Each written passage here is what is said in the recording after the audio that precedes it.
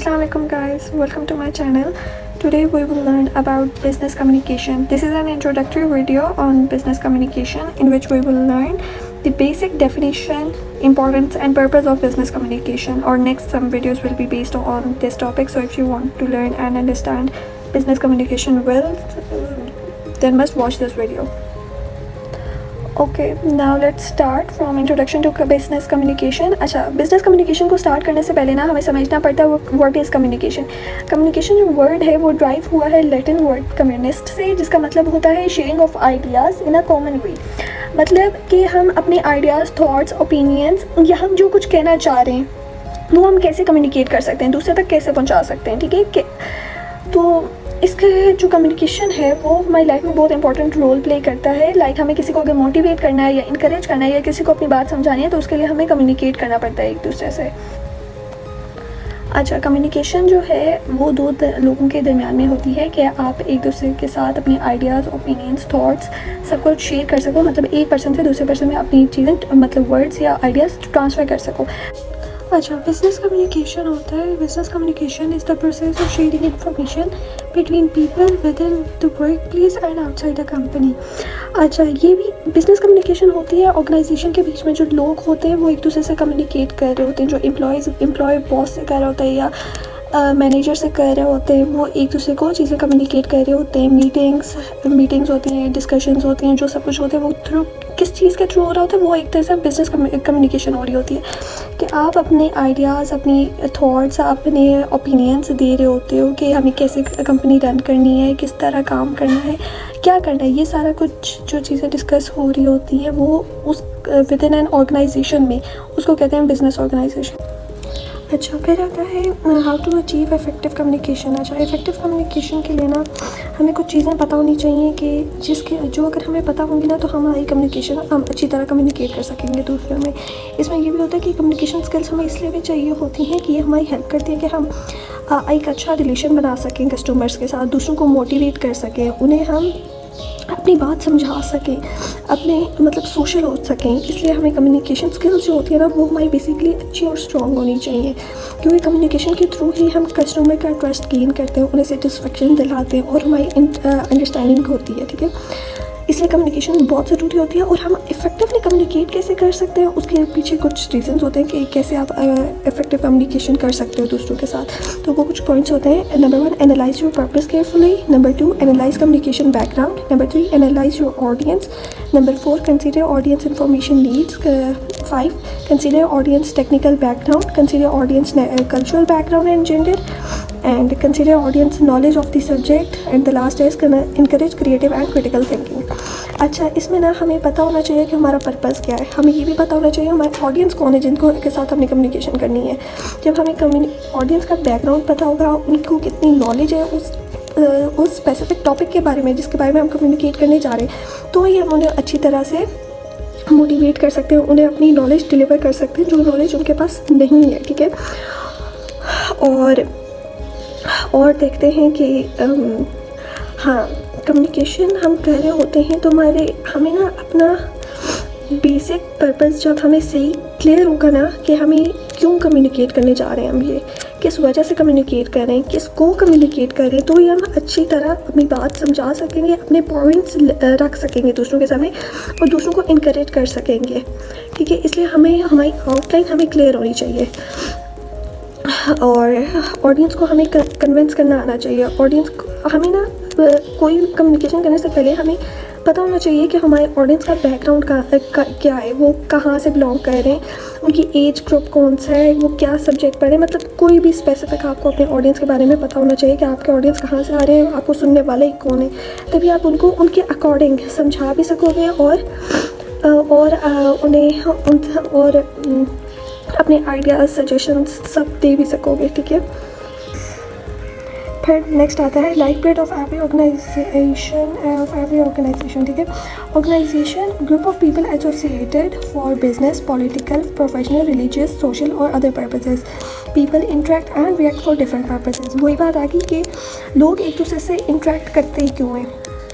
अपने different purposes के लिए, ठीक है। उन्हें कोई मकसद होता है जिसकी वजह से वो इंटरेक्ट करते हैं। और इंटरेक्ट करते हैं कैसे हैं? कम्युनिकेशन के थ्रू। वो एक दूसरे से अपनी बात कम्युनिकेट करेंगे तभी तो अगला बंदा समझेगा और फिर उसका रिएक्ट करेगा, ठीक है। आप ऑर्गेनाइजेशन में लोग एक दूसरे से कुछ पर्पसेस के थ्रू एसोसिएट कर रहे होते हैं। वो कोई भी पर्पस हो सकता है, बिजनेस के लिए हो सकता है, पॉलिटिकल के लिए हो सकता है, प्रोफेशनल, रिलीजियस, सोशल, किसी भी पर्पस के लिए हो सकता है, ठीक है। उसमें लोग क्या कर रहे होते हैं? एक दूसरे को एक साथ अपनी इन्फॉर्मेशन एक्सचेंज कर रहे होते हैं, एक दूसरे को एडवाइस दे रहे होते हैं, या एक दूसरे को मोटिवेट कर रहे होते हैं, या समझा रहे होते हैं कि आपने ऐसे काम करना है, हमने अपनी कंपनी ऐसे रन करनी है, इस तरह करेंगे तो हम दूसरों से आगे जा सकते हैं। हमें अपने कंपेटिटर्स को, अगर हमें अपने कंपेटिटर से आगे जाना है तो हमें अपनी स्ट्रैटेजीज चेंज करनी होगी। ये सारा कुछ होता है थ्रू कम्युनिकेशन। आपकी जितनी कम्युनिकेशन स्किल्स स्ट्रॉन्ग होंगी उतनी ही अच्छे से आप अपना मैसेज, आप अपनी बात दूसरे को डिलीवर कर सकोगे। अच्छा, channel and types of communication. Types of communication is based on 3 variables. Number 1, on the basis of nature. Number 2, on the basis of direction. And number 3, on the basis of media.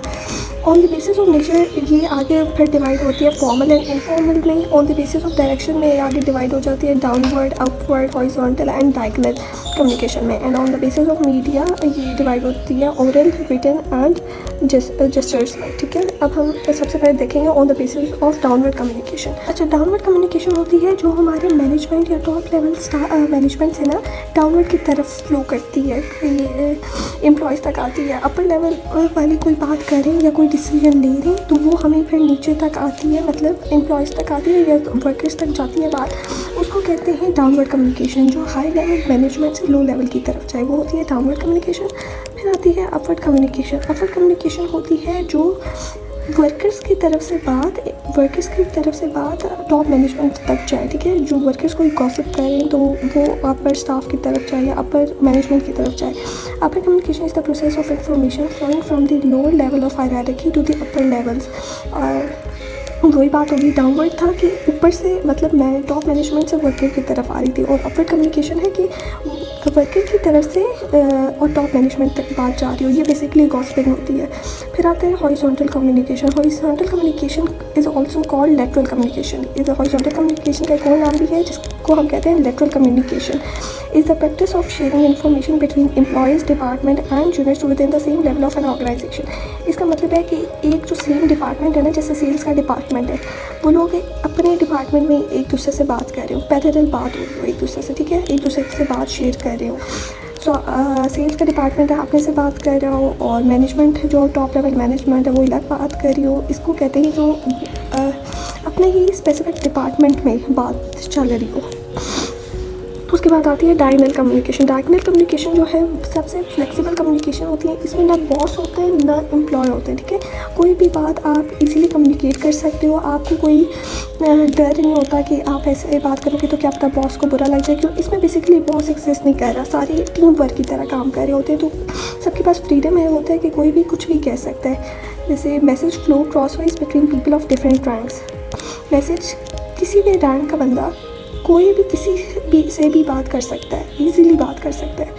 और the exchange of information among employees in different work units who are neither subordinate nor supervisor to another. इसके बाद आती है internal communication. Internal communication कैसे हो रही होती है? Downward communication employees get from management. वही बात आ गई कि मैनेजमेंट कुछ डिसाइड कर रही है तो वो एम्प्लॉयज़ तक बात आ रही है। इसमें क्या पॉइंट्स हो सकते हैं? मोटिवेशन हो सकती है, बेनिफिट्स शो कर रहे होते हैं कि सैलरीज इंक्रीज हो रही है, और प्रोड्यूसेस मोर एफिशिएंट एम्प्लॉयज़, ठीक है।